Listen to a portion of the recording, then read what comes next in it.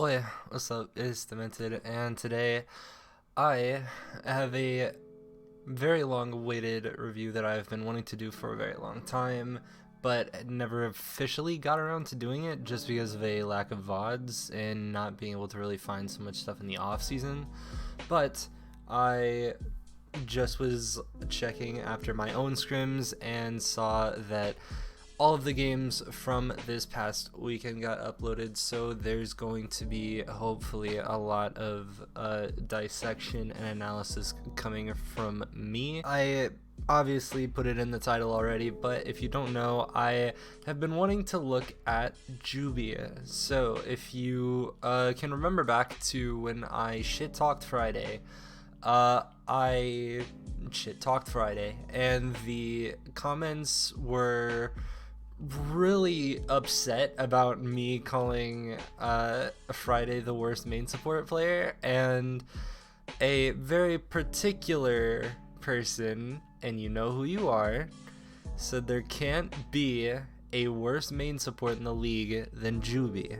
And from what I watched in the Outlaws versus Fuel game, I don't think that's true necessarily. So as per usual, to I guess kind of preface the actual review itself, the way I do these, I am not here to give compliments. I do not commend as much as I critique, by a long shot, because I don't think that that's what we need to be looking at or what we need to be focusing on if we actually want the role that is main support to improve.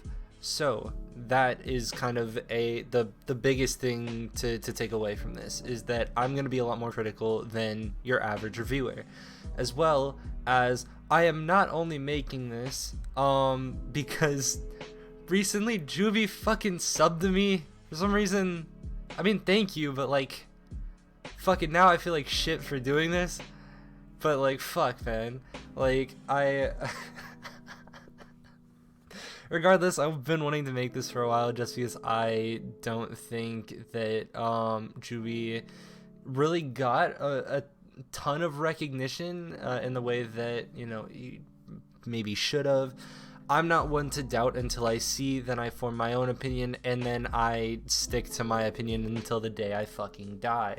So, with all that being said, let's move into what I know. So, from what I know, Joobi, from what I do remember, which is all the way back, like, way fucking long ago, Joobi was mostly known for Lucio and Brig in terms of, you know, what characters he was playing most consistently and was able to really perform on. How that holds up to my standards and how the overall standards have risen now, I'm not sure how well that really goes, but overall I think that that's something I'm going to be definitely noting and keeping track of, especially because that's what we're going to be seeing a lot in this VOD, because I'm going to watch the Outlaws versus Fuel VODs. Something that I also noted while I was watching the games with other people, but I wasn't streaming, but I will start streaming on twitch.tv/demented. So with that shameless fucking plug out of the way, I was talking with a couple of friends of mine and really focusing on, I mean, obviously, as I've said multiple times before, if you're looking at the main support role, it's really hard to see in a like big picture light, watching a game in the middle of the action, how a main support is doing, what they're doing, what all is going on with them, unless you actually see their perspective. And that's why I really want to look at this VOD in the actual replay viewer, as opposed to just watching the regular VOD on its own, or else I would have had this out a lot sooner.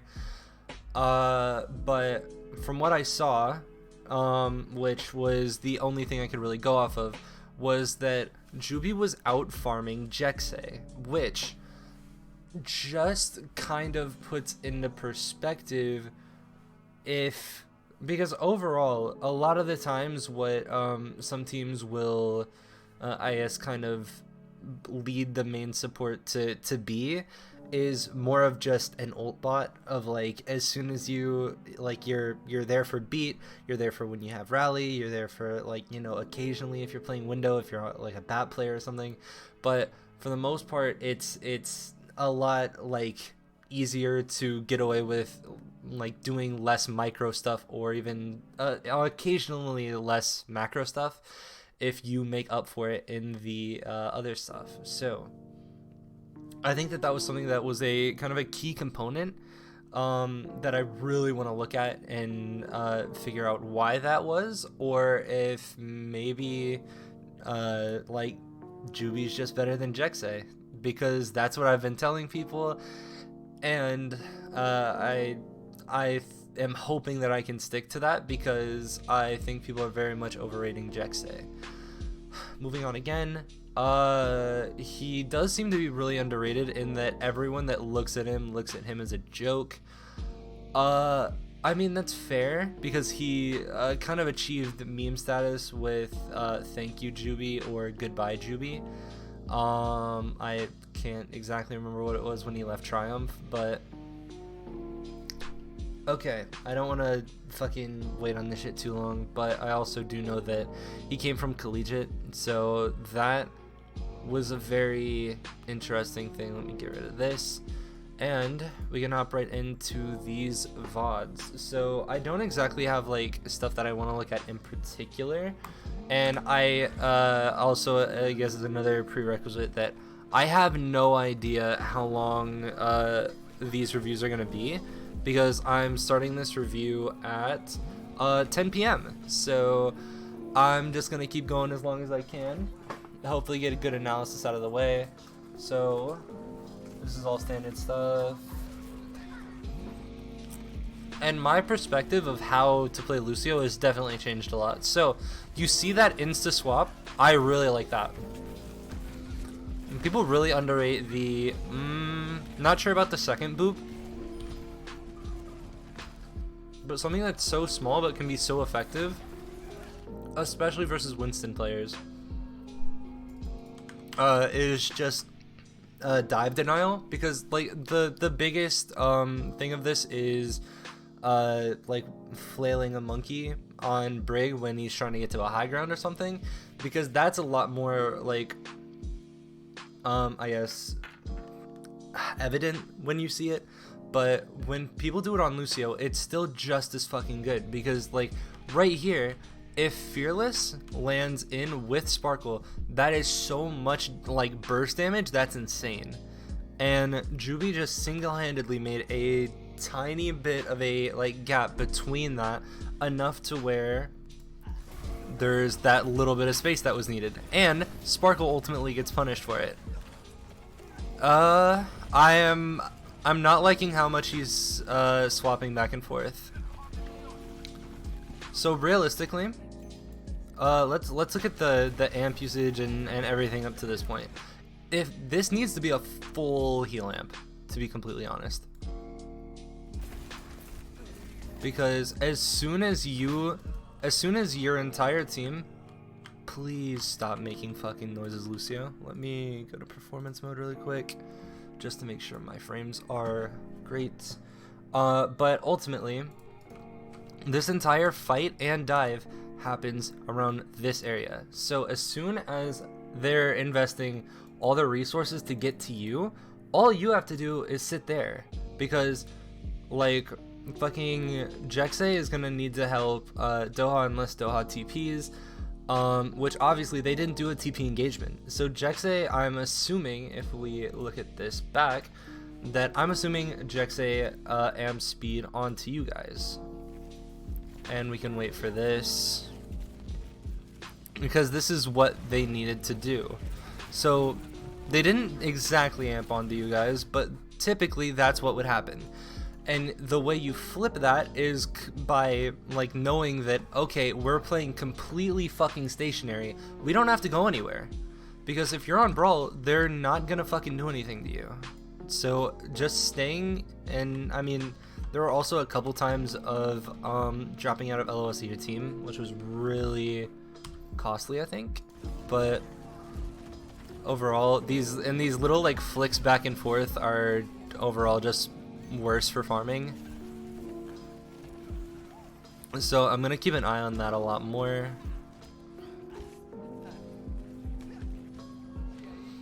Okay.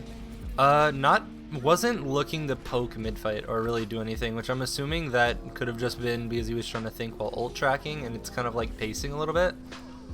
Okay. So they're on the, like, watching the mirror is gonna be a lot better now. Okay, that's, so this makes me question who's in control of tempo management, because look at how rickety this is. You have everyone backing up, and then Crimzo starts poking, so then Joobi goes forward. Now Joobi could die here if fucking Happy aims better, or not Happy, if Doha aims better. Like, even those like small mistakes are gonna cost huge. But over here using the window is really fucking good, and like everyone normally thinks of Lucio projectiles as really like not threatening overall, but as soon as you like throw them through damage amp, it kind of flips that a little bit. Let me think about, or let me rewatch what you did on the rotation, because this rotation and everything is fine.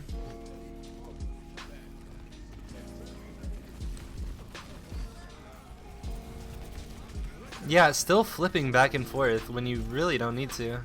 Just a tiny bit, but that was a really good disengage from them. Okay. I like that. I like that positioning, looking to peel. That was really good timing on the EMP and everything. But what surprises me now, and this is where again I start saying, hey, look at the ult gap, because that's huge in terms of like who's gonna get beat first, which means who really gets control of the tempo. Because if you know that you've farmed beat before their Lucio has, you're completely gonna be able to take control of the tempo, take it, and absolutely like start throwing your own fucking tempo and throwing all sorts of ults at them. Before I forget, I'm actually gonna start listening to lo-fi, so I don't have to edit. Or at least not edit as much. Okay. So that's a weird tendency. So something that that is now something that's consistent, is during these in-between fights, you see him kind of jumping back and forth, which I know this is something that's very micro, but at this stage you kind of have to be. That, like right here, there's a lot of things that you can be doing. You can be, okay, so let's think about everything right now. There's 3 places they can come from. And bottom is most of the time very bad and not too viable, but most commonly is top right if you're taking a brawl, as they're trying to do, as well as occasionally pump faking them by going bottom. And if you're like taking those like crucial seconds, because Overwatch is all fucking game about time. If you're like wasting even a little bit of time doing your little fucking song and dance routine, I don't care if you're getting your ult tracking perfect. But what I care about is right now you have a really good advantage on Jexay. Now run him into the fucking ground, because right now I fucking want you to have beat. And like, as fucking anyone knows who plays main support, you never stop shooting on Lucio. In terms of like, you always want to be farming beat and always just want to be poking. So that is something that I think is really small, but could add up to like something that is like maybe even making like small micro things that are actually lacking. This is a weird amp. I don't think you get anything out of this amp actually.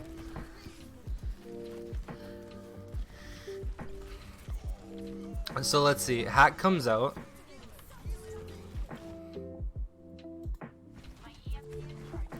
Okay, this is second guessing. Oh, that's a fucking... Okay, I'll stop getting distracted. So, what you... I can tell what you wanted to do. I think the hack came out and you were instantly wanting to bomb. And I mean, I guess that's obviously not something that you do, but you were wanting to follow up on this bomb, which is perfectly fine. And you got the resources out to do that, but fuck. Let's slow-mo this a little bit to get like piece by piece. So hack comes out, wall comes out, and you get field out. You're already investing your amp, so you have to do something with it. But what ends up happening is now, because this isn't the fucking EMP, this is just Fearless getting hacked, so they're able to speed out and disengage. And obviously fucking Jexay's running for the hills. So what I want you to do is do not fucking second guess yourself. You know you wanted to make this play. Because imagine if like 3 people round this corner. Sure, your life is in danger, but first off, you're fucking Lucio. Second off, imagine fucking they wide swing this corner, boom, immediately just dead. Like, if you want to make a play and you're committing fucking amp to it already, finish the fucking play. I don't want to see this, because this looks sloppy. This is like, as soon as you second guess the play, there is no play. This isn't like you were gonna make a play and now you're like hesitant on the play happening. Now this is just, there is no play. Which that was something that I heard, or I started seeing a lot throughout this series, I believe, was a lot about weird tempo control. Also, I think that was the longest 8% to beat I think I had ever seen.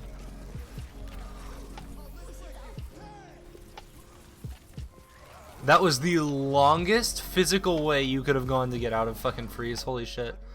So let's look at this beat real quick, because this is his first beat of the game. I also don't know why the thing looks really framey to me. Like the whatever it's called. Okay. So Jungkook's getting fucked with. As soon, in my opinion, so right now, Hanbin's not in mech, and Doha just blew cryo right in front of your face. I think you aggressively beat this, because right now you just hit 85. You're in a really good position to win, and all you need is that edge that you already have. They're low on resources. I don't know, like, we can just go through like other people on the team. They don't even have fucking Immor up, man. They don't have Immor. They have fucking Baby Diva. Fucking, like, I mean, the Ryan is like half, but so is yours.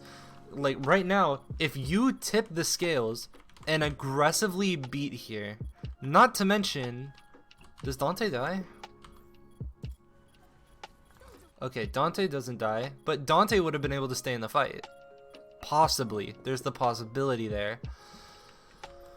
I still don't know how this fight entirely plays out, but also that's really risky because of how the Blizzard stacks with because of Blizzard stacking with regular freeze. That was a nice bait.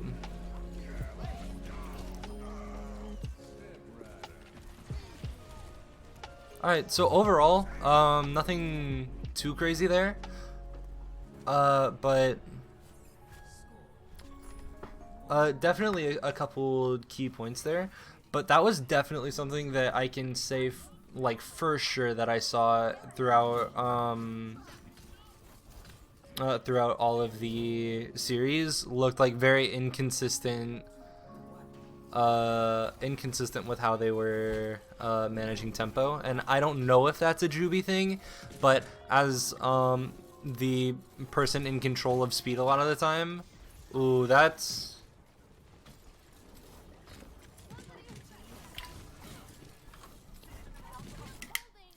alright. So let's, I shouldn't have been drinking water, that's my bad. So let's take a look at the positioning. So first off, like right now, this is kind of weird because you want to be like, ideally you would want to be in a place where you can flail or deny high ground from Fearless, because and obviously Fearless was very keen to jump almost immediately, and Piggy did a really good job of booping him down and denying that. But now this leaves you without Inspire. So what I'm gonna be looking for you, or what I'm gonna be looking to get from you here, is how much Inspire uptime you're mostly getting, and if you're not getting it, how much you're trading for that in value, in terms of I guess where you are, what you're really, what value you're getting just by existing. So that's a really good proc, and very early proc as well, because the earlier procs the better, obviously. Ooh, that was an unlucky flick, I guess. I like that. This is very good. I really like how well reserved you are. I like how much you respect each cooldown. And a lot of people will say that this isn't anything crazy, but it really is. Look at this. So you see, typically, and this is, this could just be because Whip Shot was on cooldown, but what a lot of people, excuse me, tend to do on Brig is they immediately go into the old Brig combo of stun, hit, and then Whip Shot. But that's really dog shit in terms of your cycling your cooldowns and cycling them well, because right here you got the stun on Tracer, you almost forced re, and that flail onto Monkey literally saves your life and kills Fearless, which is super good. Now, something that I didn't see after this is, like, here is really good with how reserved you are. You're doing a really good job of like flowing through all your cooldowns, but then watch Hanbin. Now, does Hanbin get out here?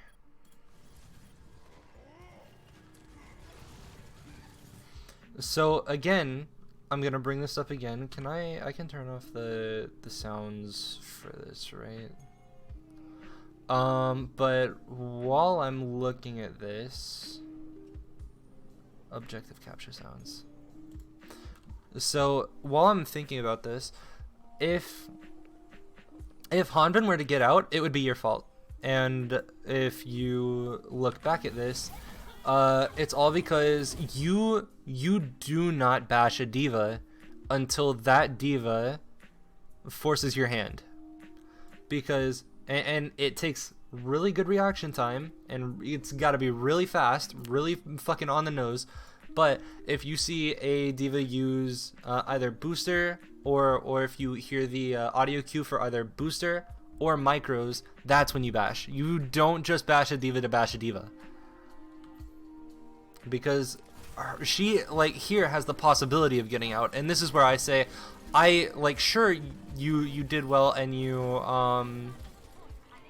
were able to you know, inevitably get the kill, and obviously you won the fight, but like, I want you to step on their necks. I don't want these guys to let up on breathing in terms of like how much pressure I want them to feel from your Brig. So Happy's going high again. This is a much, up here, up on this corner is a much better position, I believe, for your Brig, because ultimately you're then making it to where instead of its fearless going up here and you being more, I guess, kind of back in this back left, trying to disrupt on the way, if you play this corner more, especially because they have dive DPS now you can kind of do more of a like look for a straight up interception of he's mid jump and then you have a direct flail to shoot him like straight up and entirely fuck his momentum. Okay.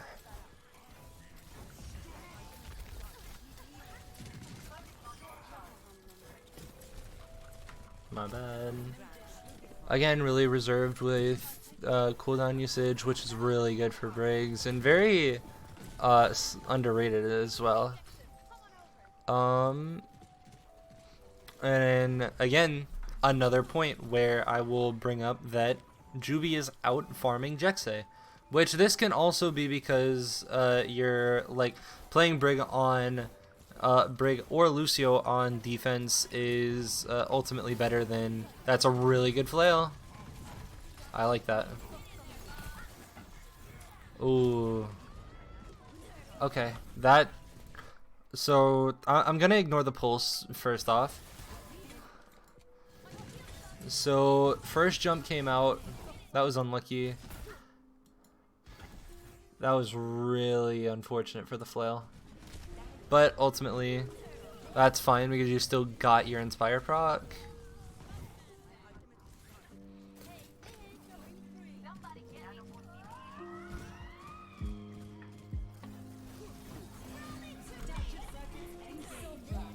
Fuck. I keep hitting the fucking weird buttons that like unlock shit. So let's check this rally. Because I don't mind this rally whatsoever. This is a very unoffensive rally. Because right now all you need is resources because you're still touching point. And they have really low damage. So making them have to do more work. This is really good that you're like I'm liking a lot of the positioning in terms of awareness. You're making sure that you're not in a point where you're not like to a point of no return in terms of how far up you're playing or how far back you're playing, where you're not like irrelevant. But watch for the monkey jump again. That was a really good flail as well. And that drop bottom left is also really good. Another really good Inspire proc.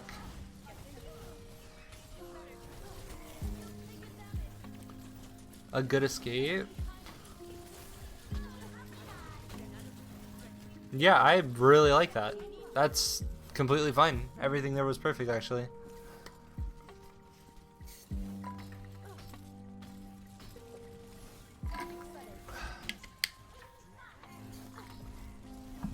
I'm liking this so far. Not too much to complain about. A really nice flail again.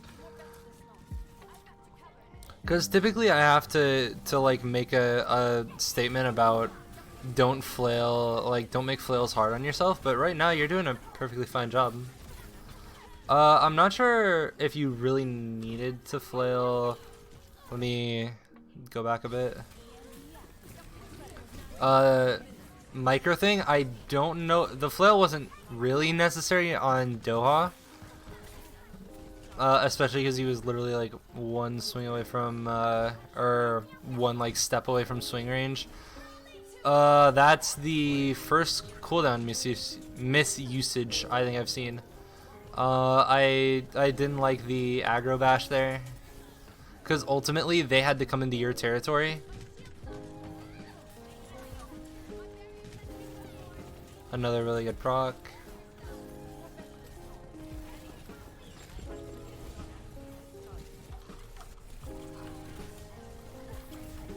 Dude, I'm gonna fucking lose my mind. Why? Fucking... I'm so dumb. Okay. I fucking panic with the fucking function keys because they shouldn't exist. Okay. That was a good attempt, but ultimately you want to stick to, like, okay, this flail was really cheeky to go for. Like, ultimately, good dodge on that.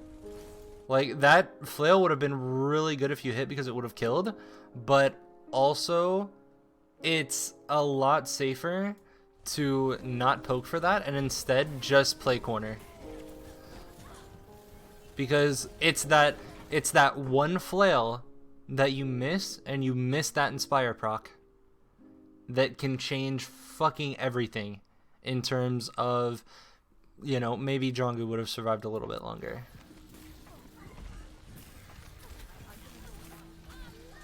Okay, this is still fine. Again, I don't like the point blank flails, realistically. I feel like when you're point blank, obviously with like Winston it's different, but when you're point blank, for the most part, you can just shield dance.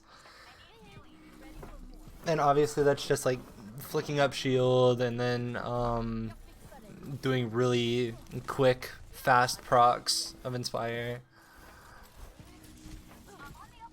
So you guys get high for pretty much free.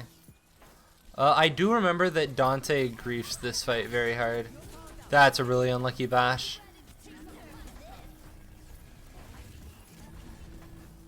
So let me analyze this a little bit deeper. This is something that's just kind of unfortunate, rather, but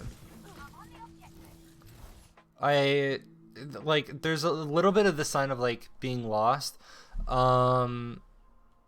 and something here that also shows up a little bit on next map is not really spy checking that much, when obviously like you have a diva, so it's kind of their job, but at the same time, like, Sombra is always going to be for the most part at fairly close range to like poke and get all the information that she needs, but just swinging it like all corners is just, it's like free value realistically, because you're also zoning out places that the Sombra could be.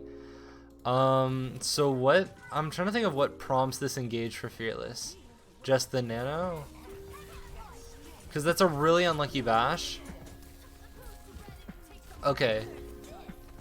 There's no reason to panic when you're getting dove. Like, especially because as long as you're confident in your ability, which you should be because you're doing a really good job of playing Brig currently. Like, after the dive happens, like, you miss the flail, you miss the bash, like, and obviously I know the bash was for a disengage, but ultimately that one bash missing and the flail missing as well ultimately forced Nano to come out onto you when you could have had a Nano Monkey here, which would be a whole lot better because they don't have support ults. And you're about to get rally.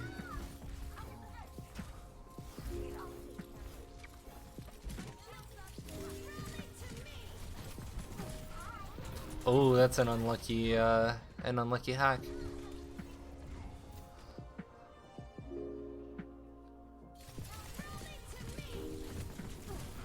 Oof. Yeah, again, something that I'm now kind of picking up on is shield dancing a little bit more. Might be a little bit more effective. Just more mid fights, or mid fight wise, I guess, because it looks like there's a lot of times where the like, and this is a thing for fucking all Brig players, that like whenever there's always the kind of feeling of like how long a flail is if you really miss it.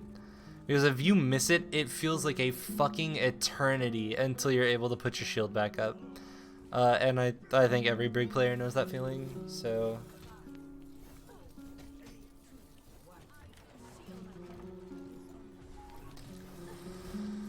Okay, so the way that Brig plays in this, again, is more of a middleman, but you're playing completely to to just negate the dive.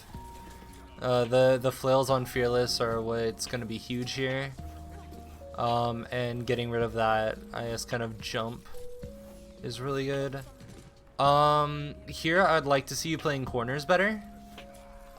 Because specifically, fuck. I'm gonna stop trying to fucking play with stuff. But like if you play a, like right now, there's a good side and a downside to how you're playing currently. So first off, Fearless just got knocked off the table. So now you don't have to worry about a dive coming in from anywhere onto your backline. Right now, you have to worry about where the Tracer is and still at the same time do a little bit of aerial denial for the Sombra. So if you go over here, play this corner, let me get a better angle on it, and play this corner, shield right here, then you'll be able to jiggle peek a little bit. You'll still be in range and in a place where you can technically counter dive if someone goes onto your backline. But now you're complete, like people talk about lane control a lot, and it comes up in a lot of things like Junkertown, but here is, I'm gonna fucking lose my shit. Can I fucking, I couldn't hover it, holy fuck.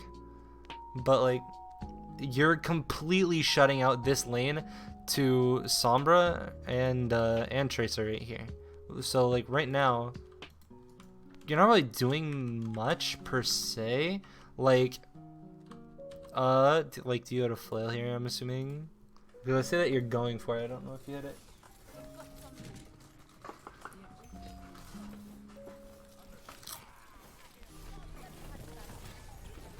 Okay, so you hit the flail, which is still good, but now,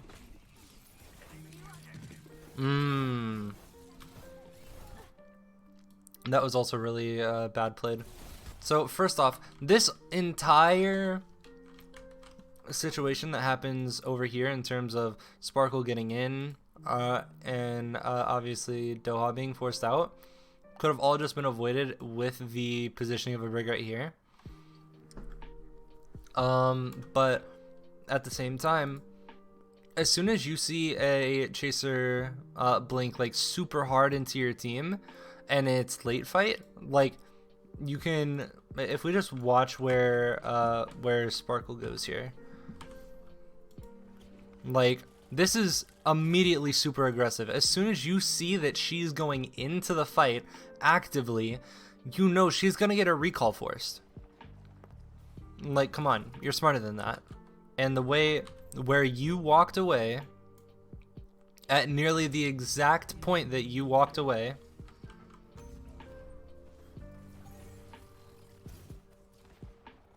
exactly where you bashed, is right where she recalled.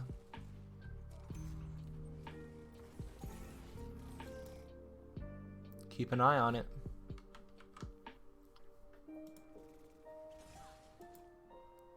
You bashed right here. So we keep playing it. You become uninterested for some reason. She recalls, and look where she ends up. So like ultimately, fucking right now, Fearless isn't your fucking, it isn't someone that you need to be marking. Right now, you need to get this Tracer the fuck out of your backline. Because although she's not getting value right now, and just got forced out, she is a active threat now in your backline. And now Happy has to go deal with her. And if Happy dies here, this is on you. Which I'm assuming he doesn't, but like hypothetically, if fucking Happy were to take that duel and get fucking one clip somehow or pulse bombed or whatever, that's entirely on you for poor lane control. And that's something that was like very early in the fight that could have been prevented. So here I think you guys are mostly playing just to keep kiting. You still haven't procced Inspire yet. Oh, this is a long time that you're running dry, boss. Okay, so so right now you kind of, it feels like at this point you've kind of forgotten how you're, or what you're really supposed to be doing, because right now you missed your flail, and as I brought up earlier, I thought I would have had to flame more for missing flails, but missing flails are fine as long as you make up for it with bash in some way, shape, or form, because ultimately you're only whip-shotting because you want inspire. Now if you miss it, that's fine because it's a fucking skill shot and you can't rely on that, but at the same time you can't just go without inspire. And like right now, just go hit fearless once, because fucking fielder dies to the pulse. So right now you have nothing going like wrong for you guys. But now, because you're now so distracted on Doha and you really need to hit this flail, because now, like right now, you'd be healing not only yourself, you'd be healing Crimzo and Piggy. Right now, they'd be literally like trying to force a losing fight. But you got really fucking distracted. Just keep in mind, all it is, it's always going to be about ticking. Just ticking inspire every time. No matter what happens. It could be the fucking apocalypse is happening outside. But all you care about, if you're playing Brig, is ticking inspire.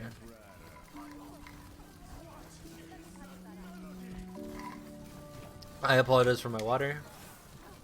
So this is fine.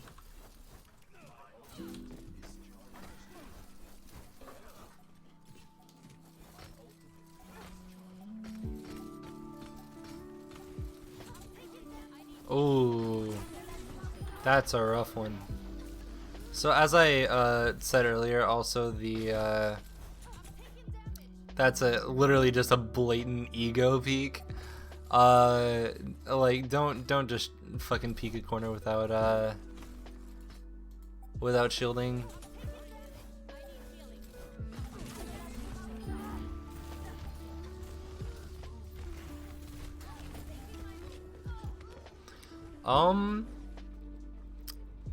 That was sick. I want to see if you could have survived here, because I think you could have. If you get this, as soon as you get this mega, you can honestly rally. So like the reason why is currently you're already healing a fuck ton. I mean, obviously you're hacked, but I think you get out of it. But it's a very small window, but it was rallyable, to an extent.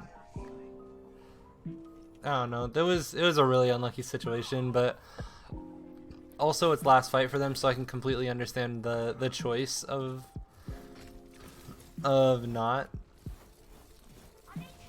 committing to it. That's a fine double pack. I haven't paid too close attention to pack usage, but I'm assuming that it's pretty alright. For the most part, at least.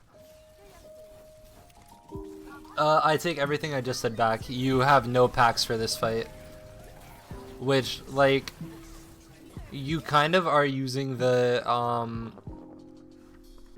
like the, what is it? Like the Doom strat, or like the Winston criteria for using your ult, as in, okay, I'm gonna make it to where I am literally resourceless and force my own ult, because right now this is a really weird place for an engage to happen.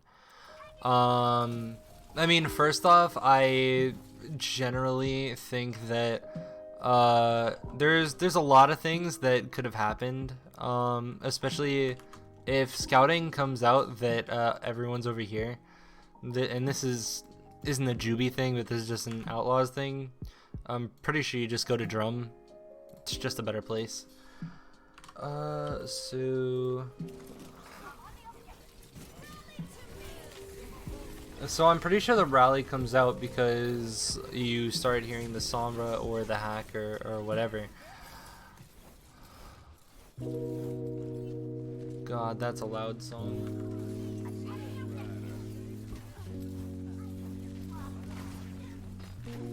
Ooh, a long time without Inspire. Don't panic. Calm the fuck down and just remember what you're here to do. No. No, no, no, no, no. Stop trying to mark stuff. You just need Inspire. You still have not procced it. Okay. He finally procced it a tiny bit, but holy fuck, that was a rough. That was an insane amount of time you went without Inspire.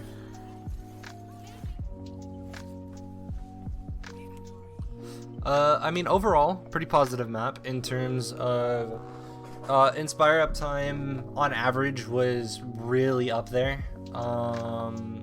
Like, I would probably say like 80% of the time he had it, which obviously isn't like the exact like stat for it, but like thinking about the like the amount of the time that he needed to have it, I would probably say it's like 80. So jumping into King's Row. For King's Row, I thought a big thing was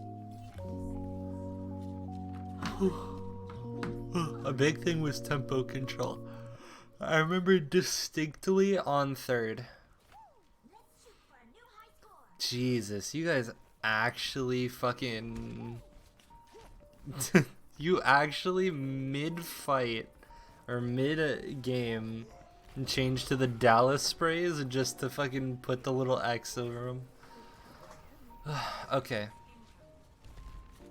So, first off, let's talk about this positioning and what this typically ensues. So I don't exactly remember how they play this. But what I do know is that typically when you play stuff like a brawl into their comp and use this positioning in particular on King's Row, you're looking for kind of a, like, let's say if they're going a hotel or something to wall and then just bum rush them on occasion, but that's a really far one to go to. Like that's why I don't exactly like this positioning for brawl in particular, but I could be entirely wrong. So let's see how they play it, because this will require a lot of good tempo control if they are wanting to play it correctly.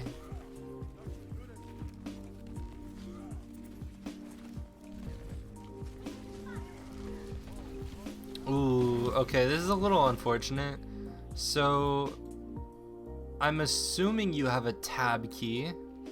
So realistically, if you know, like, and this, like, I commended you on this earlier, and this is where now I'll probably have to question consistency.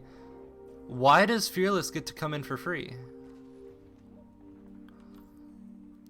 Because if, like, imagine if Fearless got booped down before he got there. You either would have forced bubble early, and by bubble I mean Zarya bubble, and at the same time they have a Doom, so they're obviously going for a set pinch or like a set dive with the Doom and the Winston, the same way that they did at the beginning. But the reason that I don't know if this gets anything, I think it might. But the reason that this gets so much value is because it wasn't, excuse me, it wasn't anywhere near as contested as Joobi did in the very first fight that we saw on Busan. Like, there's a lot that you can... Okay, so everyone going left.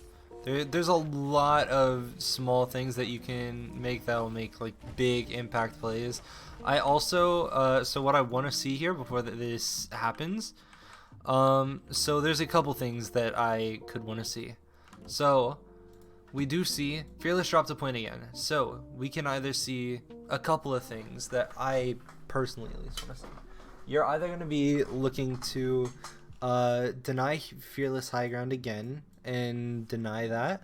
You can go towards Repel and Hanbin and try to boop at least one of them down. Because if you boop one of them down, that really fucks their advantage. And right now, Jexay is playing to boop you guys off. So if you get booped down, or your team gets booped down, and you boop someone like Hanbin or Repel down, you are now forcing a really bad fight for either Hanbin or Repel. So that's what I'm looking for.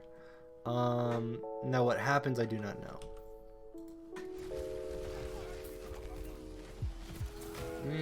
I really don't like this. Because now you're walking into 3 different off angles, realistically. Or just people that have 3 different angles. Again, you're not moving anywhere. You didn't really have to go on to speed. Even though it was like the 1 second, I will not let up on you fucking being able to or not being on fucking heals the whole time.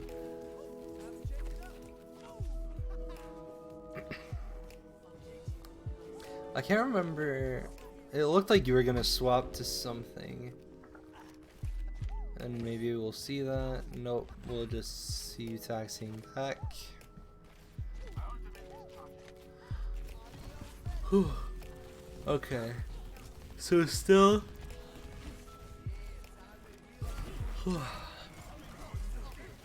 I remember this. This was really bad on Sparkle's part. But... I mean... Nothing really new here.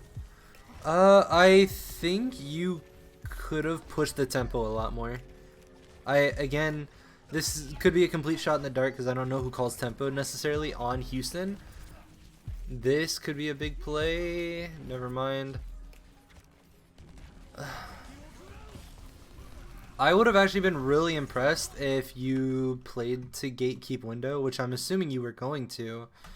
But then you got pussyitis. Feels bad.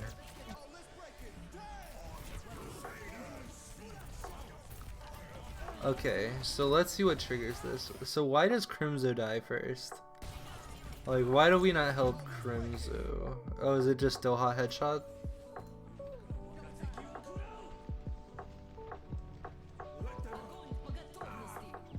Okay, so that's fine. It could have been a tiny bit faster, and also that boop on Jexay did nothing. And that's a big EMP. Oof. So this aggro beat's nice, but then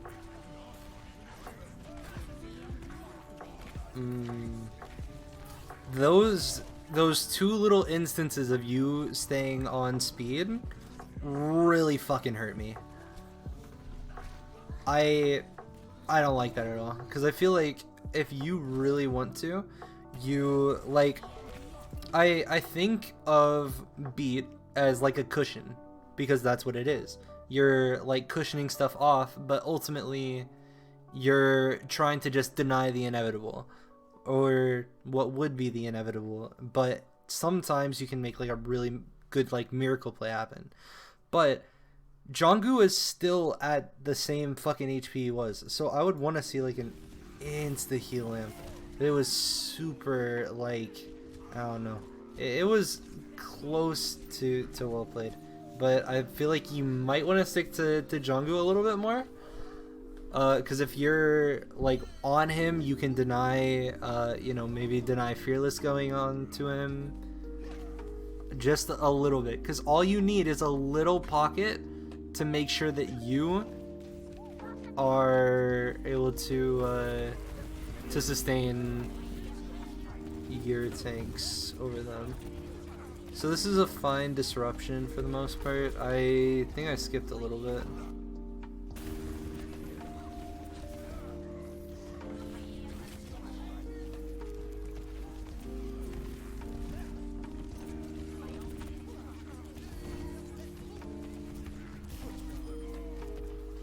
Yeah, all that is really good peeling.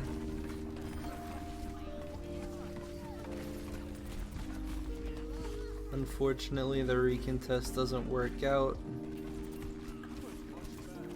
I mean, I will also say that I haven't seen much in terms of trying to go and contest repel at all, which isn't anything that's super needed, and also is very scary with Doha there, but it's something that, like, if you just get repel's attention for a second, everyone else can, it can be something that everyone else can capitalize on.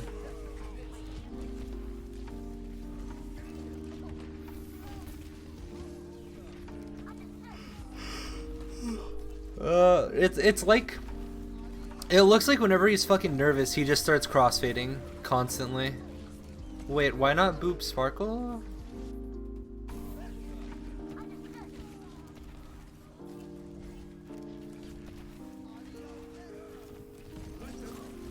As soon as you see that Doom in there, you fucking make him pay for that shit. What? That's very unfortunate.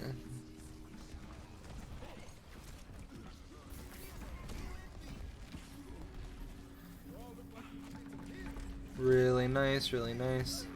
Crimzo also played incredibly well in this series, by the way. And I honestly think he got fucking robbed out of player of the match. So that's a fine boop or whatever. This... So, like, what weirds me out is, why are you willing to go ego peek a Hanzo and a Doom and a Lucio that can displace you to be furtherly fucked by the Hanzo and the Doom, yet never want to look at repel to even, like, closely contest? Because all you need to be is a distraction on occasion. Because right now, if you take repel's healing out of the equation, Lucio can heal, yeah, but it's not a whole lot, and you're making you're gonna make Jex's job a lot harder, which is really fucking good.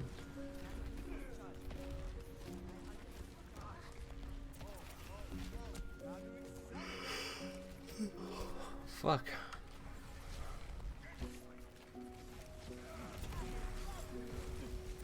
That was a really good denial. I'm pretty sure that was on Fearless.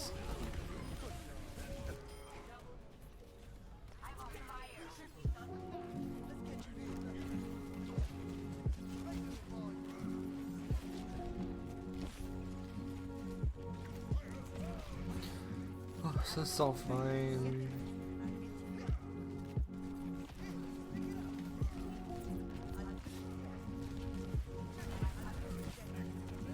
Also, sorry that I'm getting kind of like tired in the middle of this. Because again, I don't know how long I'll go for. Please. Yeah. Like, I need you to contest Doha. Like, that was so delayed. It's painful to watch. Because, like, ultimately, like, it's a pretty well-known thing how bad main support is as a role. And if you see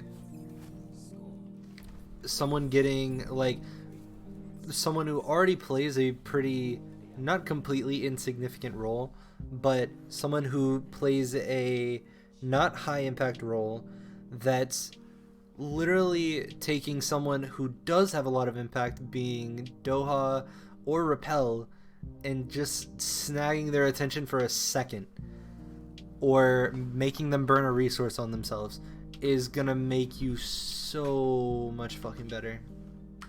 And that's what I'm hoping to look for and see a bit more.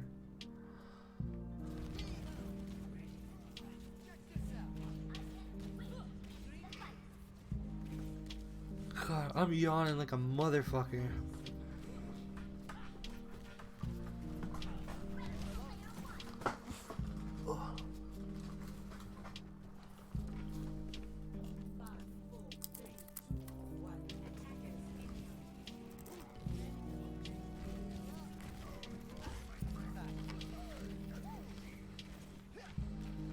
So,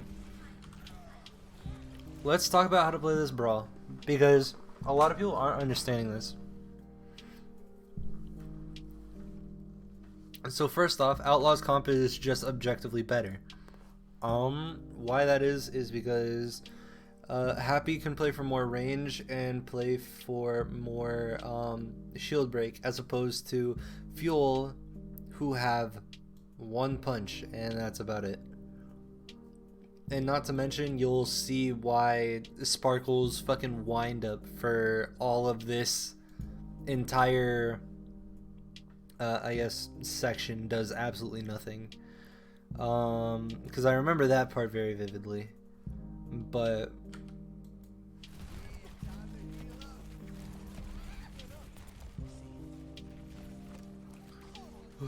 because you definitely just want to play more for spam.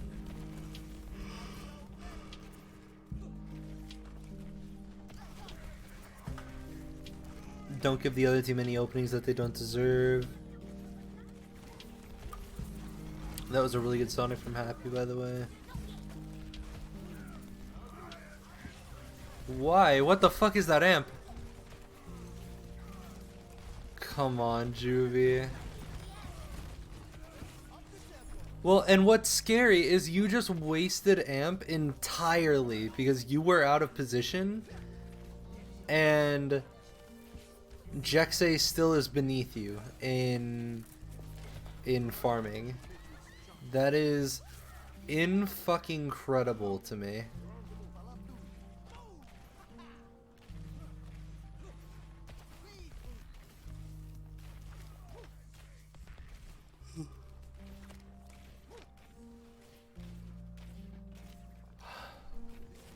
That's nice scouting.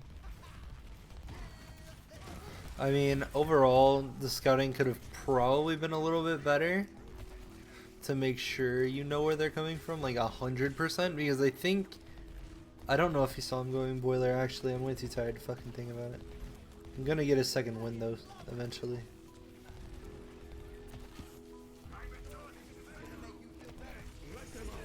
Right now, what are you... Man, you gotta build beat, man.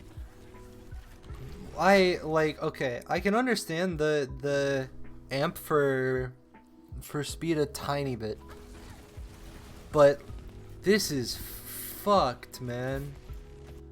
Look how long you stay on fucking speed for absolutely no reason.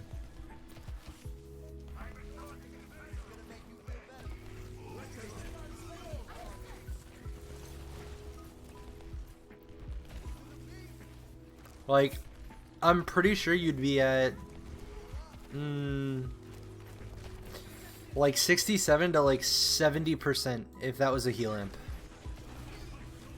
Which it doesn't, again, the whole thing does not have to be a heal amp. It can be like at the very start can be a speed amp. It's really that's really good being in a position to where you can like peel just in case anyone ints onto your people in the blizzard. Nice kill. I guess nice finish out there.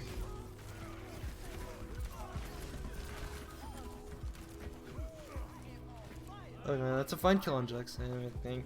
So everything's pretty good up to this point. I still think you could have farmed beats so much faster if very first amp didn't get wasted on top of the other amp that stayed on speed the whole time.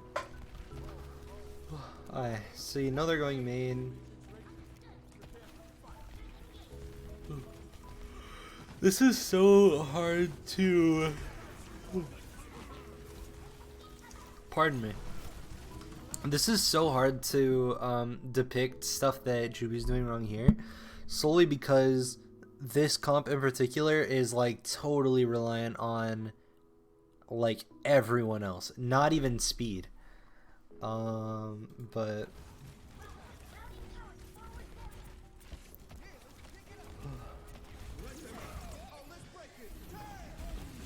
oh, yep, I remember that. I remember this. This was a really fucking weird beat. So I personally, I've never been a fan of beating bombs because you literally only beated so you could ego peek the bomb and like hug it, and I don't understand that. And like, because maybe Piggy would have gotten a little chunked by it and Crimzo possibly would have died, but you also had Lamp during this time. No, even then, I like, who would have died to this bomb?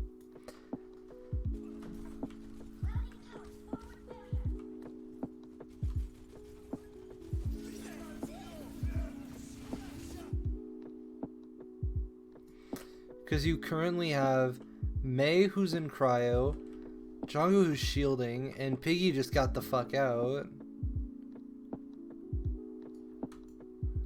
But ultimately, you beat it so you could ego peek the bomb. I don't understand that. So what I would have preferred instead would have been to wait for bomb to come out. Right now, you're already using BAP window. And let's see, like, this is already kind of weird because BAP window comes out and their wall comes out for it. So, as soon as wall drops, you have your window again. It's just a matter of retaking the space that got taken from you. But beating isn't exactly the way to do it. I don't think. If I was Jexe or whatever, I don't think you even need to counter beat here because they're beating nothing. Like, sure, you hit everyone, but now, like, now both of you have beated for not necessarily no reason, but now you've just beated and now you like had you split ways. Like you're just sitting there dick in hand. You have no idea what to really do after each beat goes off because you're literally back to square one. But if you would have saved it and then pushed your advantage after bomb had gone off, maybe it could have been a little bit different because they got really fucking aggressive with that bomb. But as soon as they see that the bomb doesn't get value, like, this beat gives the bomb value.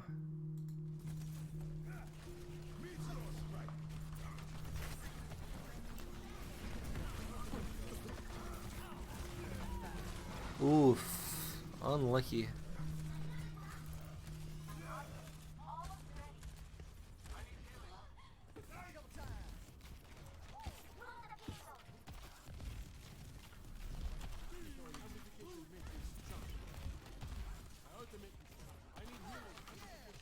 Hold up, I gotta get a new lo-fi playlist on. Okay. Dude, I hate that they made the menu thing be. It's so fucking easy to misclick. Okay.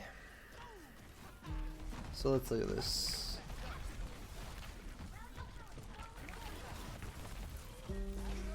A little bit lost in the sauce there. That was a good boop, but it would also have been really good to, like, I don't see a lot of boops trying to stop the wait, why did you boop the second time? Cause like boop there is like, I guess fine. It doesn't really do anything, but it's fine. Why does it just not show the boop animation? What? That's okay. Fucking whatever. but if you like save boop for a second and then boop him at that corner, that's gonna be fucking way bigger for you. Like as soon as you, it's kind of like if you have a Torb on your team and you like see Torbolt come out, or even like a better example would be like Ball and you have Minefield come out, then that's your fucking playground to just boot people into and like have people feel like really shitty because they just got booped into a minefield. And I don't know, I feel like playing around your bombs better would be really beneficial.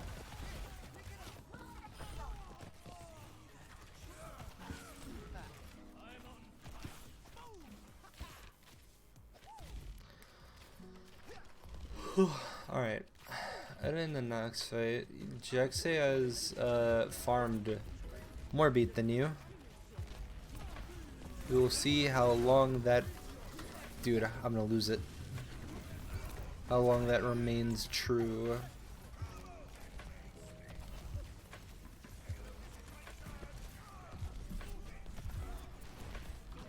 So I think this was the really fucky fight. Yeah, I remember this one.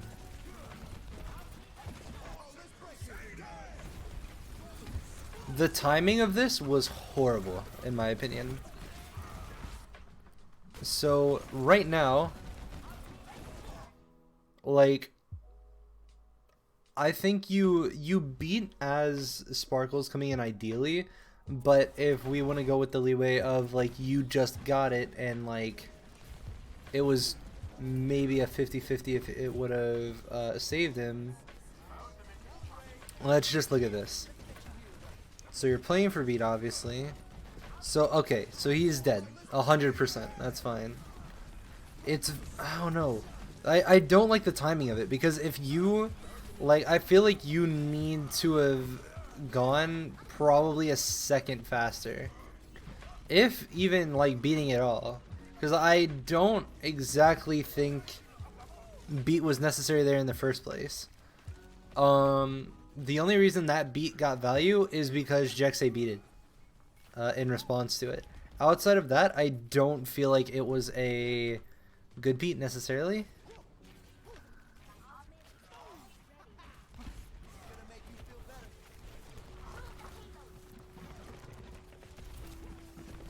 What the fuck is Jexay doing?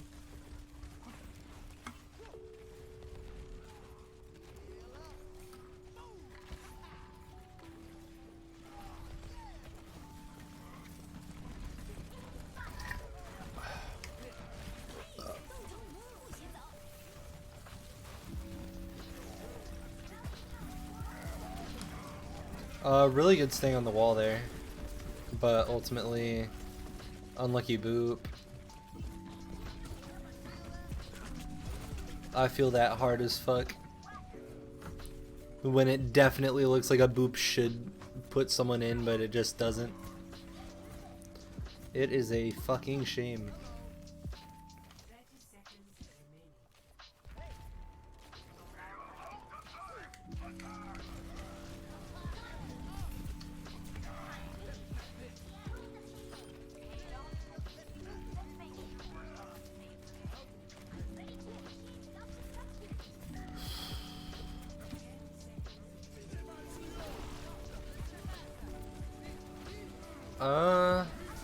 I don't know how well you've been really contesting the Dooms as well.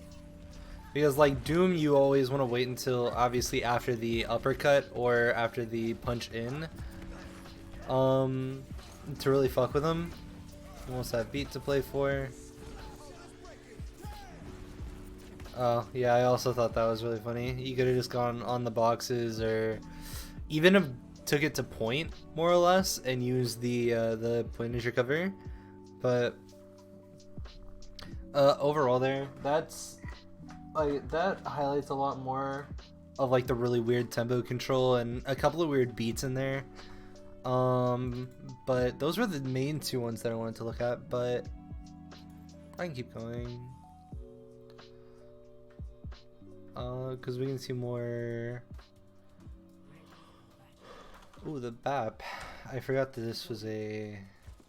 Or actually, this might be a brig map. I forget.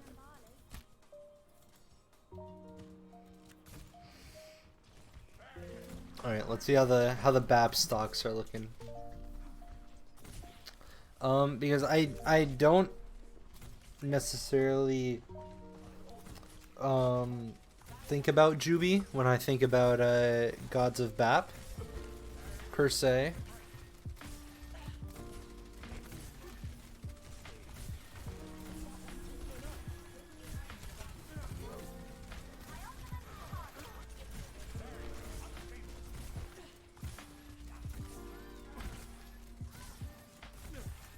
This is just fucking weird. You're not exactly like poking shields or anything, so it's a little bit of not too good, like min-maxing damage as well as heals.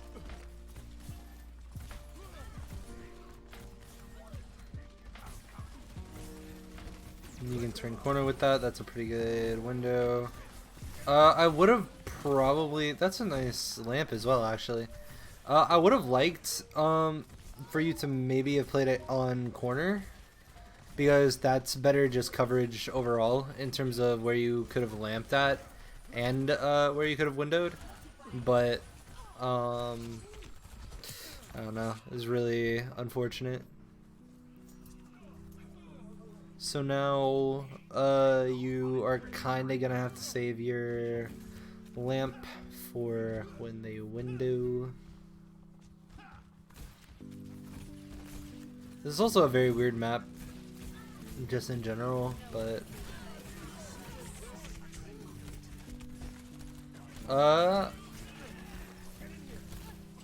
It took a really long time, for him to lamp there, but lamped when Blade came out, so lamped when it was worth it.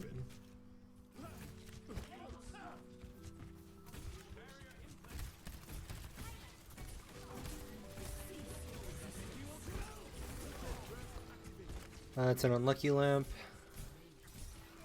Was this just not a good map for them? Or, because I'm pretty sure this was a long map, no? This is fucking 20 minutes, okay. So I think this is last fight push that someone just does really well.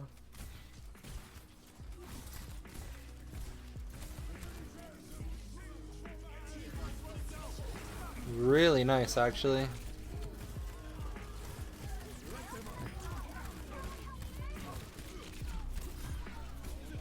Jesus, yeah, that's a really good window.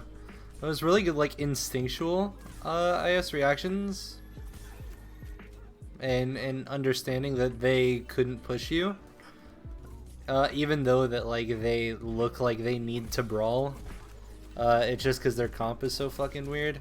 So now you're starting to spam a little bit more on top of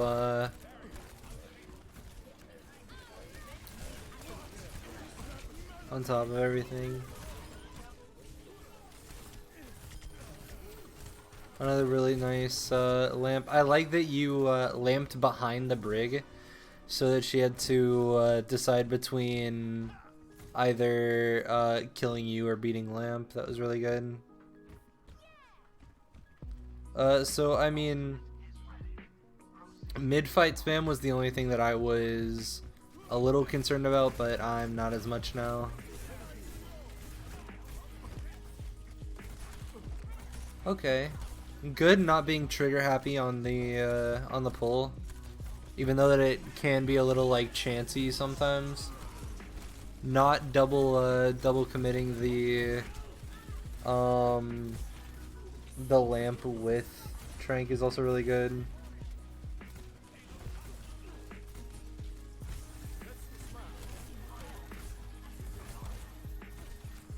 So where does this window happen?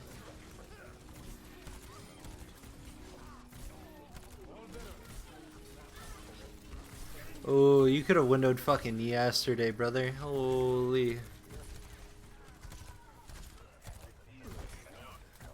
But I mean, ultimately, hasn't been pressured too hard, and hasn't been forced to really use anything or do anything, and they're just kind of trickling in really fucking hard at this point.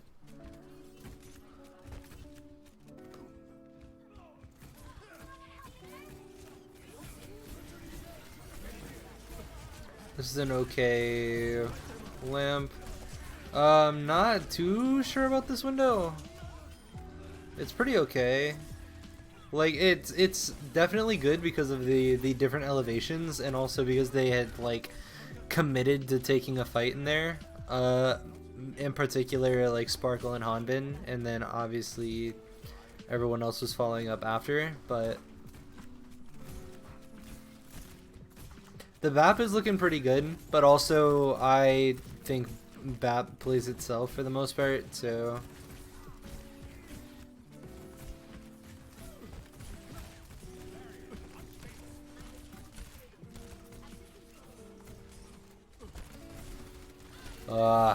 Man, it's just Doha's getting very, very unlucky. Ooh. I mean, why? So why does he die there? Actually, let me go back a little bit to it. Because I'm trying to see if that was an awareness thing that made Crimzo die. I'm pretty sure that Sparkle just got a lucky pull. But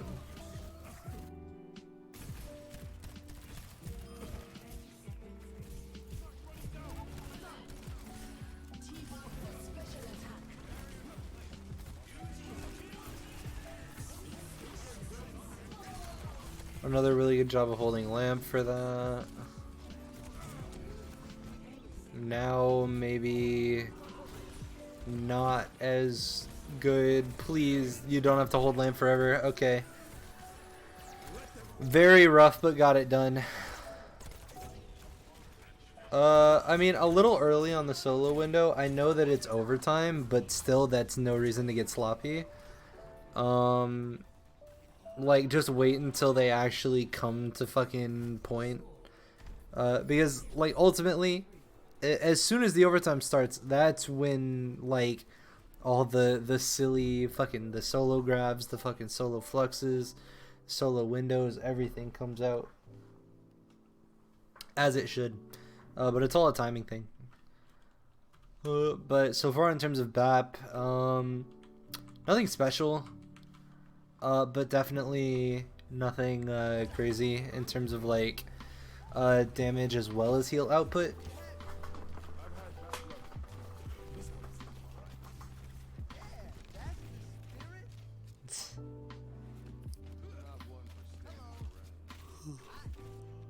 Alright.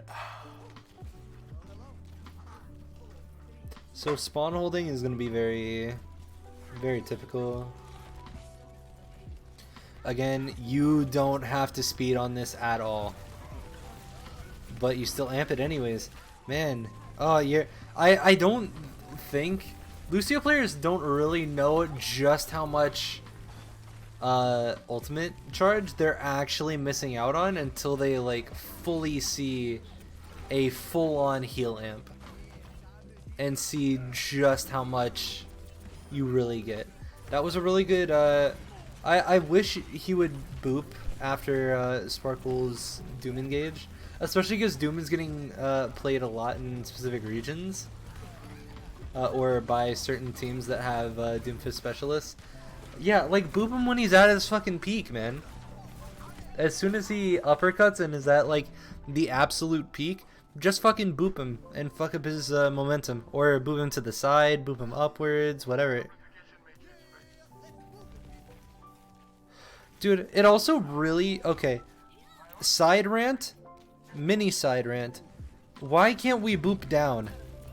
Like, straight downwards. That kind of pisses me off, man.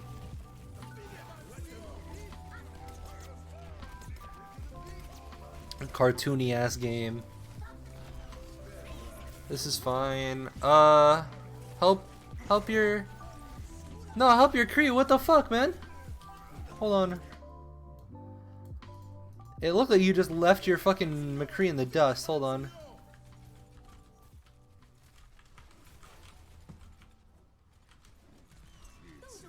Yeah, what the fuck are you doing all the way over there? As soon as High Noon comes out, it's the fucking buddy system. You tag team that motherfucker.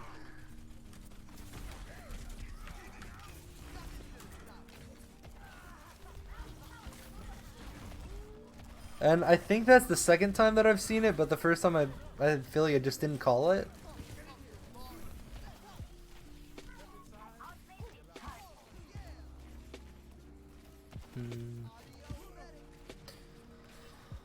Okay, so having the beat advantage over Fielder, that's a great statement. That's a fine speed amp. That's a fine beat as well.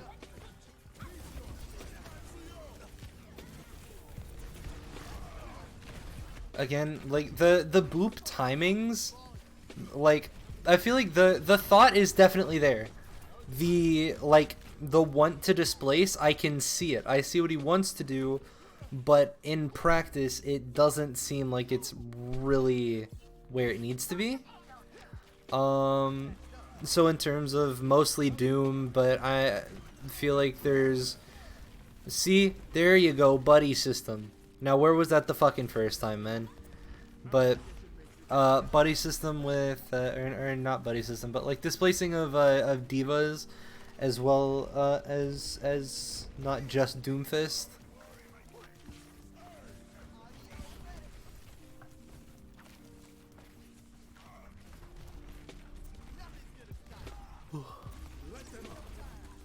That's a really good window.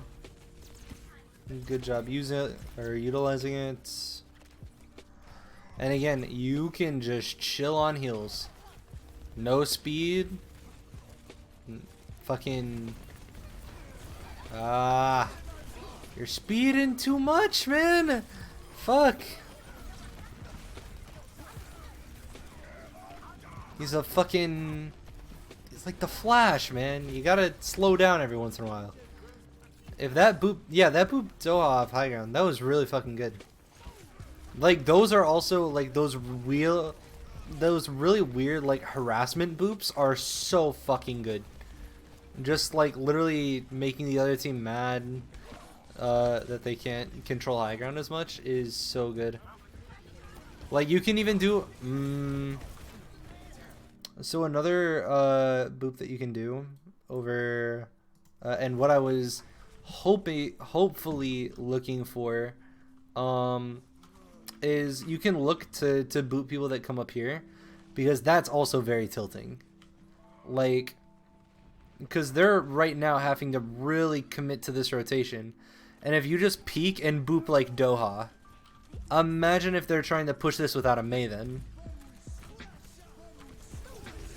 Okay, let's watch everything else. So the rotation comes out, it doesn't get contested, that's whatever.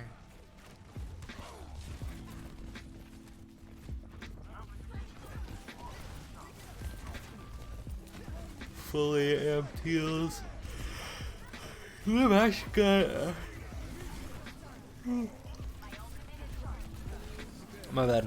But if you would have stayed on heals like longer, you would have had a beat before Fielder did, whenever this got forced. So, like I'm telling you, man, it's these little segments of it. And also this is a very dangerous beat going on to Fearless's forehead, but he managed to get all 6 people, which is really good. There, the attempt was made to displace, but now you've kind of left your Ryan hanging for the big part, or for the most of this push of like just giving them little pockets to breathe in terms of like walking up and just booping their whole team back while Ryan swings or whatever, or whenever their Ryan swings, just booping him back a little bit, being able to give him a little bit of breathing space and making sure that he's all around able to like have a little bit of time to think. This is a nice recontest. Please. I really just want you to stay on heels for the most part, man. You're like right here, this fight's not going anywhere. So there's no reason to like leave the to leave yourself on speed whatsoever.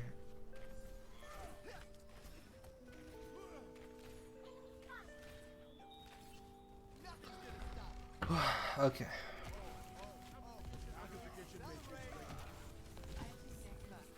So again, they do this rotation uncontested. That's so fucking upsetting, actually.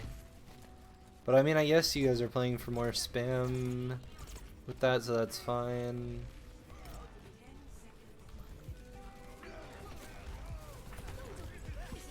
That's a nice peel. Just keep everyone off here. Ooh, that was unlucky. I remember that. But keeping everyone off your Ryan a lot more. I think Ryan or more Ryan peeling is kind of in order here. That's just on or that's just my opinion though. And I mean, obviously there's gonna be different playstyles for different things, but like look at the other team's comp. Like in terms of damage, let me back this up a tiny bit before we get into this fight. Dude, fuck off. Why? Why when I back up does it automatically just start going? That's so fucking weird. Okay, so if you're looking at the other team's comp, these DPS are made to bully both your Rhine and on occasion Crimzo. So if you're keeping that in mind, your style has to switch depending on what they go for, and you can't full send one or the other, especially because Boop is so versatile, and on a 4-second fucking cooldown, it is incredibly easy to do more than one thing with it. It's all just a matter of timing, which hopefully I'm assuming you can feel out. Okay, so beat comes out after Fielder's beat, because this is nasty. Oof, a little unfortunate. The like delayed second that made Jonggu drop.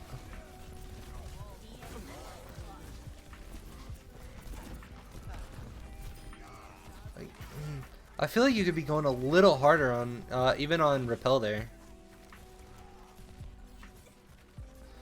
Because like again, if you make Repel shoot at you and stop shooting at his team for even a second, who knows, you might have been able to clean up all 3 kills there.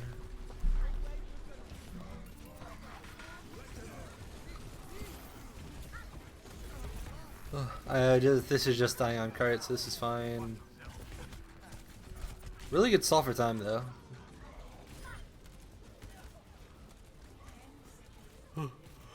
But you also probably could have played for the cart a little bit better in terms of like LOSing them and making making the overtime push that much like worse for them.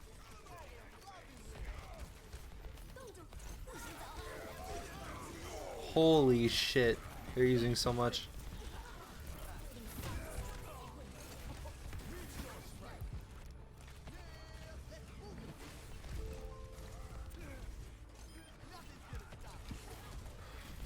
Okay. That's a good first touch. You're playing for beat here, I'm assuming. Oof. Man, like I'm seeing a lot of times Joobi dying with like 90% to ult, like fucking 80% to ult, like 85% to ult. All these different things. And I still am just like thinking about how many wasted amps there are and how many or how often that's affecting directly to not having beat when it's necessary or when it's needed.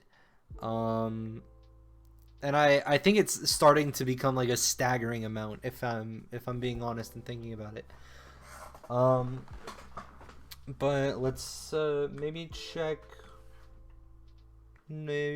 one more.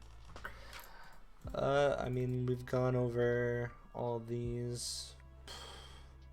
Okay, let me do a picker wheel thing to do.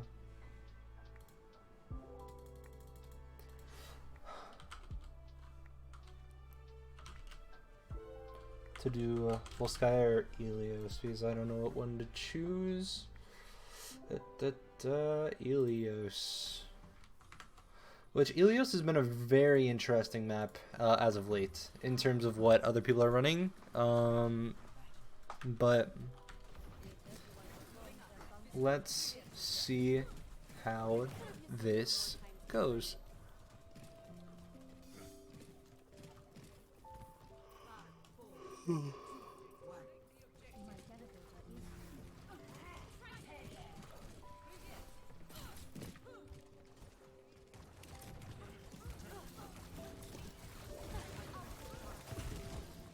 Okay, so Mist Flail. So this is what I was talking about earlier, where you were hitting those flails really fucking early and getting that real slight advantage in the very early stages of the fight was absolutely insane. Being able to have like having your Inspire going into a fight as opposed to having it like as soon as a fight starts is a world of difference for you and everyone around you. So that's a good pack for the most part, but unnecessary bash, really unnecessary. Like the only you don't bash Monkey there unless Monkey like jumps in and you have no packs to save like Crimzo or someone that he's going on. Because realistically, you can't blow them up in that situation if they're in cage. So it's just really unfortunate. So the you know that really good flow of stuff is starting to slip a little bit.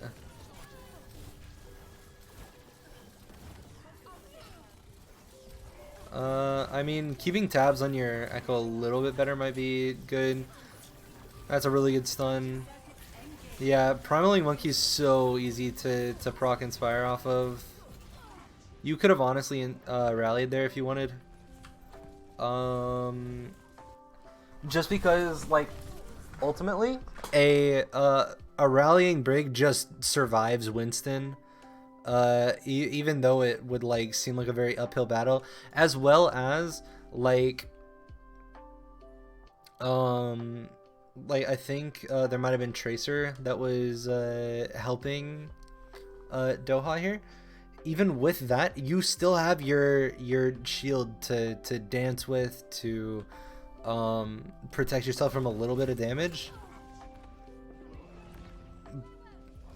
But there was a lot of burst there, so it could be iffy, but realistically, like if copy or because like I even got, and this is obviously like different levels that we're talking about, but like even sometimes even if you're if you get rally out from like a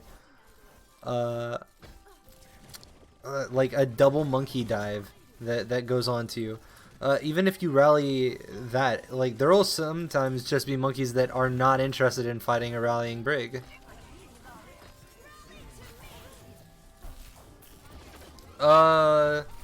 Yeah, this is starting to get really sloppy, and I think you're probably starting to notice it as well. Like, look at how poorly the marking goes in terms of like. Now you're how many packs have you, because you've at least done 2 packs onto Crimzo in particular, and this is about to be a third, and due to that you have to rally, which is fine, but Okay, okay, let's dissect this a little bit. You get this one on the Sparkle, that's really fucking good. You force the recall. Then after that, almost die to that. This is good that you're like starting to get aggressive when you know that it's, you know, Winston is able to not really out damage Rally.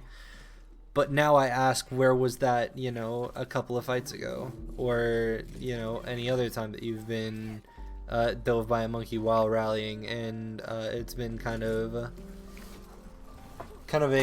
like put the white flag up in the air and just kind of surrender a little bit. I don't like this corner.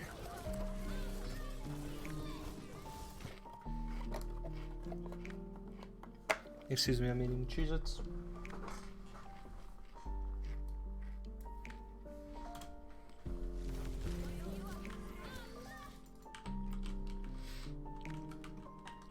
So right now, we are currently playing in about where this spray is. So right now, you're not really doing your job of middlemaning, and what I mean by that is pretty much just being in the center of everyone and getting your full potential by not only existing, but being in the position to... It's kind of like having a Widow that goes on like an insane flank, and everyone pays attention to the Widow, and even if this Widow has never hit a headshot in their fucking life, you still get to know that, like, ultimately they could do something. And what I mean by wanting you to be the middleman more and knowing how to do your job is you could hold this corner, or I mean, like, this corner is holdable, but it's a lot less effective than this, because right now you're making it to where, and obviously you know the whole thing about, like, you know, it's all about ticking Inspire. So if you play this corner, Fearless has to come to you one way or another and make it to where he cannot get in unless you're getting a Inspire proc for a trade. And as soon as you get that, if you get pushed out of it, because yes, they do have scary DPS in terms of damage output, you are still a bash away now from safety, from holding another corner and then being ready to posture back up and kind of return form and come back to here. This is a really effective corner, especially because they're not fighting for cage, they're fighting for point. And like, if you're playing out here, or you know, more back in fucking Neverland over here, like, your sightline for flails is a lot more like enclosed, of like you have like the ability to hit flails in cage where they're not going, or after they've committed past the initial point of contact, which is very unfortunate and will really be costly in the future. Unlucky. Nice mark.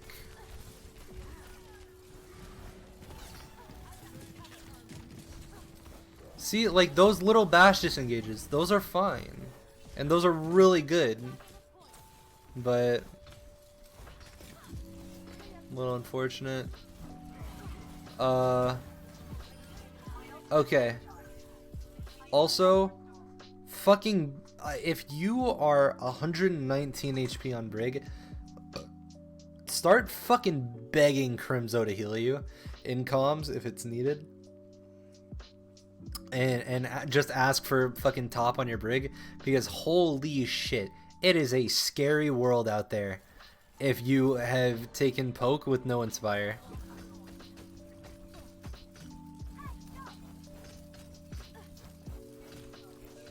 It's absurd the amount that both Happy and Dante spam that they need healing. I would lose my mind.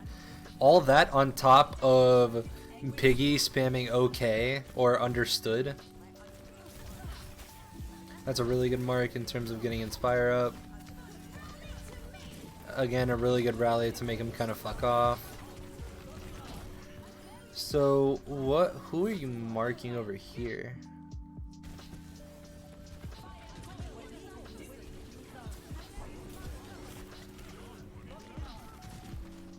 I'm so confused by that. What the fuck? This has been such a weird fight. Repel needs to die. Now you just need to play your life. That's a really nice flail.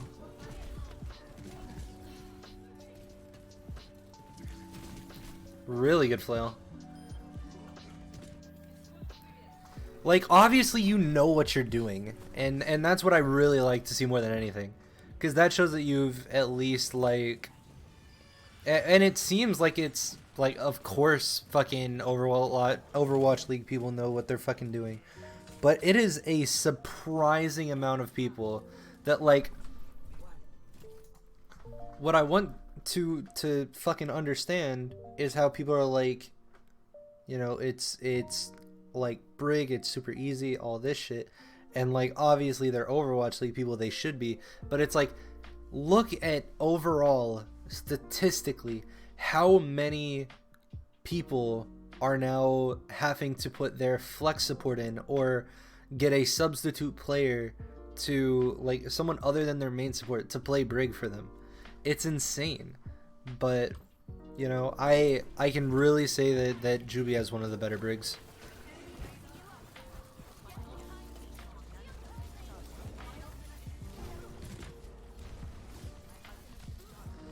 Like, I don't know. I would have to check other Brigs, but I would say this is probably like a top 3 contender in terms of Brigs in the league. I don't like that combo because that was really just unnecessary. Ooh, so was that positioning. Holy fuck. Dude. Okay. Now, okay.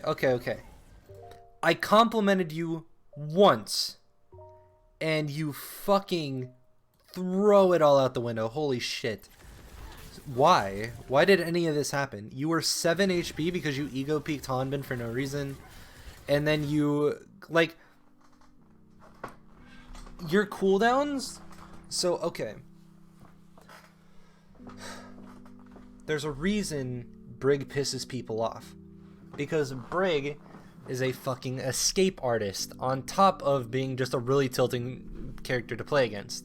Because you have 3 ways of pretty much constantly surviving. And that's shield dancing, whip-shotting people away, and bashing away after proccing, just regularly hitting. Like, over here, you don't need to fucking bash into Fearless to fucking proc Inspire here. Like, there's no reason for it. Because he literally is just like, oh, what was that? A minor inconvenience? Okay, well, I guess I'll just kill this Brig. And you literally got yourself killed with a singular bash. As opposed to if you just tick Inspire there and then bash the fuck out. You bash out to safety, you get what you wanted, because ultimately you're not playing to get kills, you don't have to do any of that shit.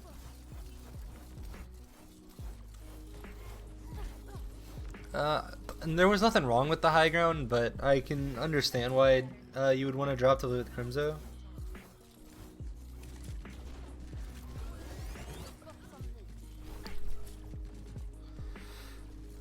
Okay. Nano Monkey's coming in soon. Let's see if we can deny it. That was a really good mark again. Oh, this is scary. This is very scary. Good flail. It's not going to lead to much though.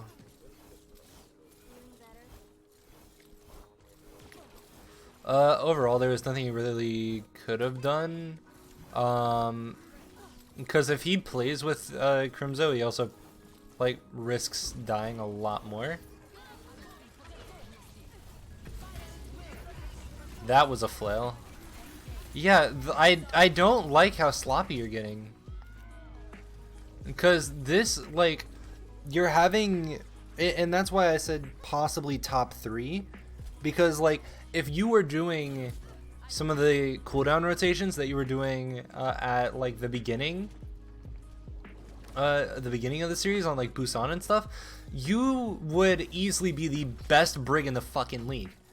But because of now all these inconsistencies and how often you're kind of you're doing the DPS thing, the DPS should have like let me fucking queue my fucking priority pass games, have a fucking aneurysm in practice range swinging brig, and then fucking saying, look, I'm getting value, and then upload it to fucking Noob Hunter. Like that's the kind of fucking dumbassery we're working with, and I don't want you to be that.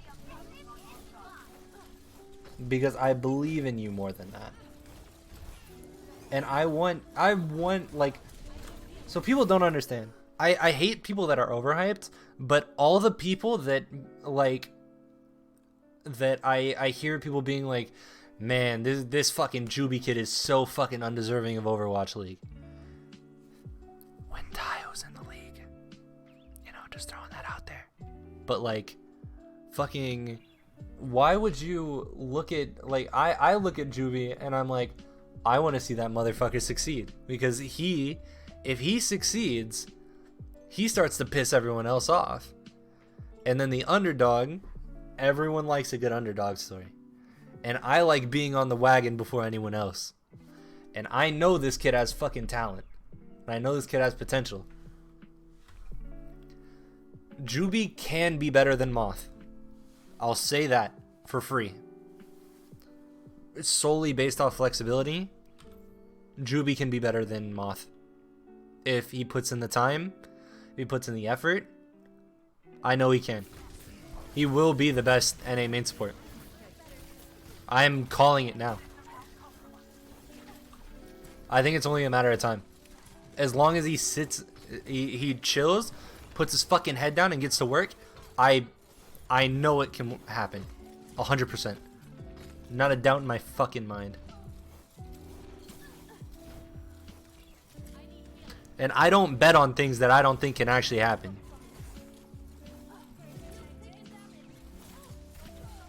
But the ball's in his court if he wants to. Positioning. Oof. The mark was good on the Tracer.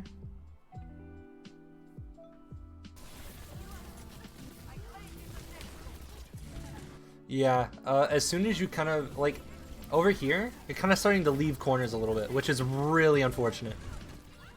You also had Bash to either use to get to point or to just get away in general. But like, I can honestly understand why you wouldn't Bash, because if you don't know, Bash has this weird bug where if you Bash while you're getting CC'd, it'll send you fucking flying like 300 times the amount that you would have normally got booped. But so if he was afraid of that, I can understand, but outside of that, I'm not sure. I'm gonna yell at you.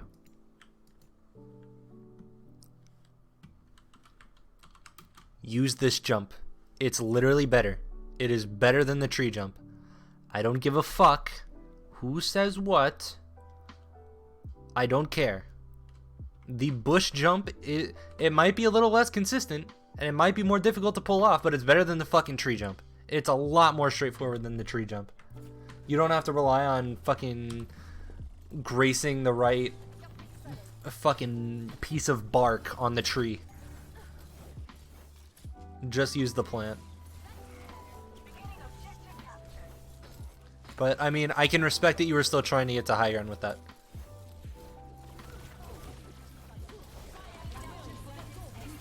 Good flail. Please care about Tracer. Yeah, I was gonna say just rally and take it to point, but good on holding off.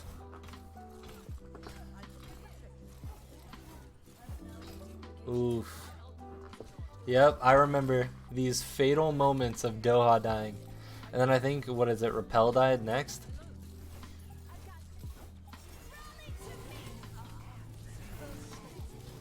Yep.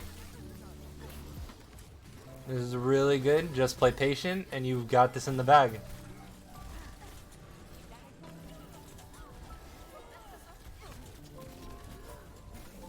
No sloppiness, man. I will yell at you. Alright. Okay, I think that's gonna do it for my review. So overall, we gotta see Lucio, Bap, and Brig, and in how I would and how I would rank these, I'd say Brig is probably his best. I have not seen the Mercy yet. Then Lucio's probably next, and then Bap. And my reasoning for all these is, I think in terms of Brig, I think the kid knows what to do. Is really good about cycling, but occasionally has the moments of sloppiness. So in terms of where I would rank him in terms of like all Brigs, I can't give like exact tiers or whatever, but I would give him a mid to high tier Brig. But I think if he polishes it up and really starts to like utilize each individual cooldown and cleans up on the sloppiness, especially during overtimes, then like you can't be playing emotionally right now. If you clean up on the overtimes, you're gonna be a really solid Brig player and can really prove a lot of people wrong. In terms of Lucio, has a whole lot of game knowledge, I'm pretty sure. And I think the main thing that was throwing me off was the tempo control, which again could be out of Joobi's control, but that's just what I see. And also in terms of amp usage, I think there's a lot more opportunities for you to be using amp on heal, where you can like, because you can definitely start the amp on speed, but if you immediately switch it to heal, you're gonna be out farming all of these motherfuckers. I know you can do this shit. And then Bap was pretty well rounded. Only thing was not seeing anything really stand outish. But overall, I still stick by my stance that Joobi is better than Jekse. And I would have to think about where I would rank him in terms of other main supports, because there's a lot of shitters this season, man. There's a lot of fucking dog shit people, man. So I would probably, if I were to look at like, I guess, a power rankings or whatever, I would probably think Joobi is a B to A tier. But and if there is anything that, and I have no clue if Joobi is going to watch this, and especially watch towards the entire fucking end, because I'm an annoying ass fucking person, man. But if you watch all the way to the end, first off, I fucking love you for supporting me, man. So fucking simping aside, I want you to win. And I know you can. I know you can fucking hunker down, because you know your shit. You've been knowing your shit.